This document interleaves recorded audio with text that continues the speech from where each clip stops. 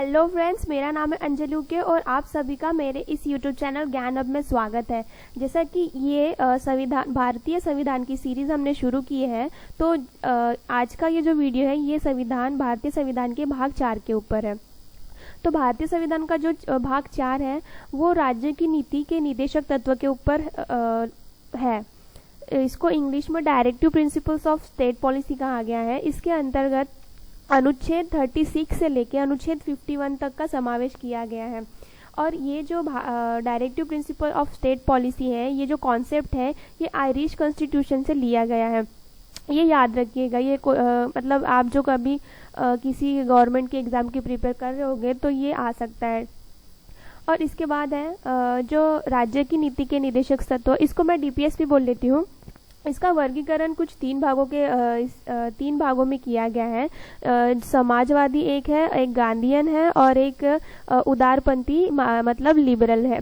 ठीक है। इसका जो उल्लेख संविधान में नहीं किया गया है कि इनको तीन भागों में डिवाइड किया गया है, लेकिन ये जो आर्टिकल्स दिए गए, अनुच्छेद दिए गए, अगर इसको हम ध्यान से पढ़ेंगे तो आपको समझ में आएगा कि ये जो आर्टिकल 38 है ये समाजवादी के अंतर्गत आता है। आर्टिकल 40, 43, 43B ये सारे जो गांधी जी के तत्व थे उसके ऊपर से लिए गए हैं। और उदारपंथी यानी लिबरल वाले जो है अनुच्छेद, ये 44, 45, 48, 48B ये कुछ उस हिसाब से। ठीक है। तो इस हिसाब से इनका तीन भागों में वर्गीकरण किया गया है। लेकिन आज की इस वीडियो में हम अलग अलग नहीं पढ़ेंगे, जैसे आप एक साथ पढ़ेंगे। ठीक है। तो आज का ये पूरा वीडियो रहेगा अनुच्छेद 36 से लेके अनुच्छेद 51 तक के। तो चलिए शुरू करते हैं।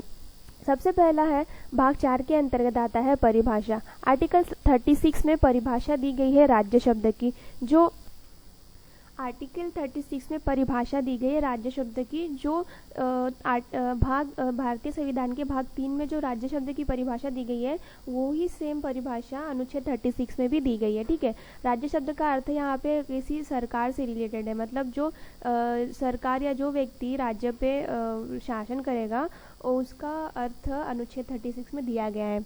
इसके बाद आता है आर्टिकल 37। इसमें यह कहा गया है कि इस भाग में अंतर्विष्ट तत्वों का लागू होना।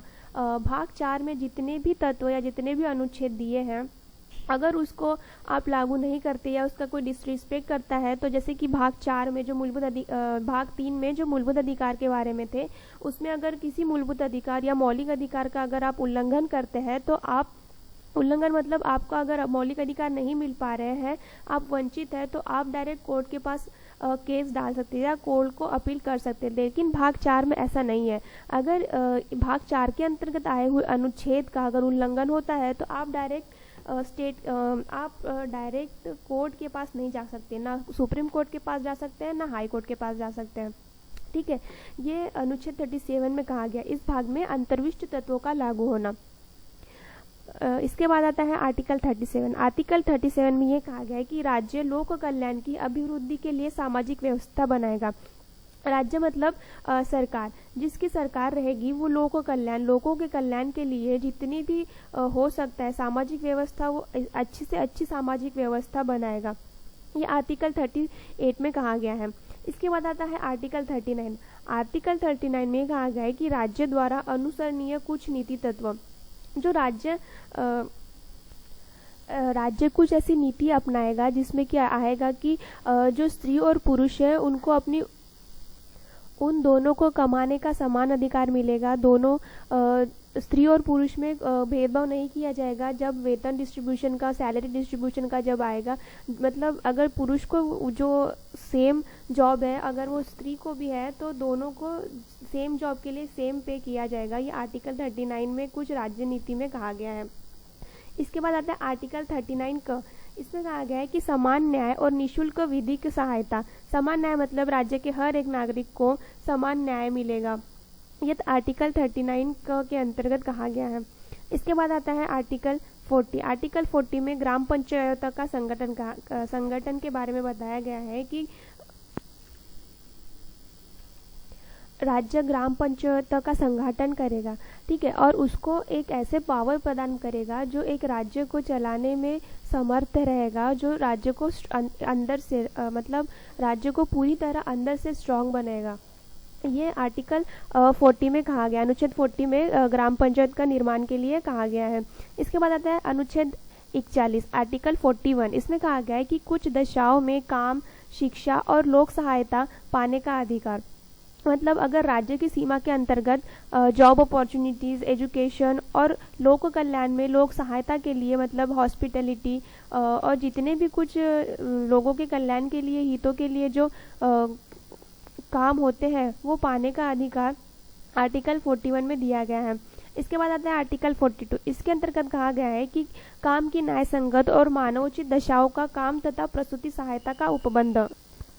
इसके बाद आता है आर्टिकल 43। आर्टिकल 43 में कर्मकारों के लिए निर्वाह मजदूरी आदि, मतलब जो कामगार रहेंगे अंतर्गत किसी भी फैक्ट्री में या कहीं पे भी जो कामगार रहेंगे राज्य के अंतर्गत, उनके लिए मजदूरी और निर्वाह का अरेंजमेंट आर्टिकल 43 में किया गया है। इसके बाद दिया है आर्टिकल 43 का। आर्टिकल 43 का में उद्योग के प्रबंध में कर्मकारों का भाग लेना, मतलब जितनी भी स्कीम निकलती है गवर्नमेंट की तरफ से या कोई नॉन गवर्नमेंट की तरफ से भी अगर कोई स्कीम निकलती है जहाँ पे कर्मकारों का भाग लेना प्रबंध किया गया है, ठीक है, मतलब उनका प्रबंध हम कर सकते हैं, ये आर्टिकल 43 में कहा गया है। इसके बाद आता है आर्टिकल 43 का। इसमें सहकारी सोसाइटियों का संवर्धन किया गया है।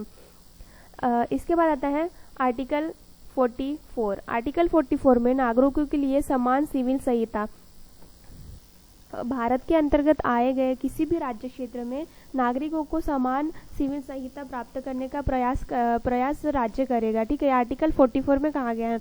इसके बाद आता है आर्टिकल 45। आर्टिकल 45 में 6 वर्ष से कम आयु वाले बालकों के लिए प्रारंभिक बाल्यावस्था, देखरेख और शिक्षा का उपबंध करने का प्रयास किया गया है। मतलब 6 वर्ष तक जो 6 वर्ष तक जितने भी बेबीज रहते हैं उनका देखरेख और उनका शिक्षा का उपबंध का प्रयास आर्टिकल 45 में किया गया है। इसके बाद आता है आर्टिकल 46। आर्टिकल 46 में अनुसूचित जातियों, अनुसूचित जनजातियों और अन्य दुर्बल वर्गों के शिक्षा और अर्थ संबंधी हितों की अभिवृद्धि का प्रयास किया गया है। मतलब जितने भी दुर्बल वर्ग है अपने भारत के या राज्य के अंतर्गत आते हैं उनका शिक्षा और उनका आर्थिक संबंधी सामाजिक तौर से उनके जो हित है उसकी अभिवृद्धि की गई है आर्टिकल 46 में। इसके बाद आता है आर्टिकल 47। आर्टिकल 47 में पोषाहार स्तर और जीवन स्तर को ऊंचा करने तथा लोक स्वास्थ्य का सुधार करने का राज्य का कर्तव्य। राज्य जो सरकार किसी भी राज्य अपना राज्य को खाने की कमी ना हो और उसका जीवन स्तर अच्छा हो और वहाँ पे जितनी भी हॉस्पिटलिटी है मतलब हॉस्पिटल्स है वो अच्छे हो, लोक स्वास्थ्य का सुधार करे, ये सारे कर्तव्य राज्य यहाँ पे करेगा, ये आर्टिकल 47 में कहा गया है। इसके बाद आता है आर्टिकल 48। आर्टिकल 48 में कृषि और पशुपालन का संगठन के बारे में बताया गया है। इसके बाद आता है आर्टिकल 48 क। आर्टिकल 48 क में पर्यावरण का संरक्षण तथा संवर्धन और वन तथा वन्य जीवों की रक्षा, ठीक है। आर्टिकल 48 और 48 का ये दोनों लिबरल के अंतर्गत आते हैं, राइट। इसमें कृषि और पशुपालन का संगठन जो आर्टिकल 48 में दिया गया है और आर्टिकल 48 क में पर्यावरण का संरक्षण तथा संवर्धन और वन तथा वन्य जीवों की रक्षा। ये अब राज्य के अंतर्गत जितने भी पशुपालन और कृषि क्षेत्र है उस सारी की रक्षा करना राज्य का कर्तव्य होगा, ये आर्टिकल 48 और 48 क में कहा गया है। इसके बाद आता है आर्टिकल 49। आर्टिकल 49 में राष्ट्रीय महत्व में संस्मारकों, स्थानों और वस्तुओं का संरक्षण।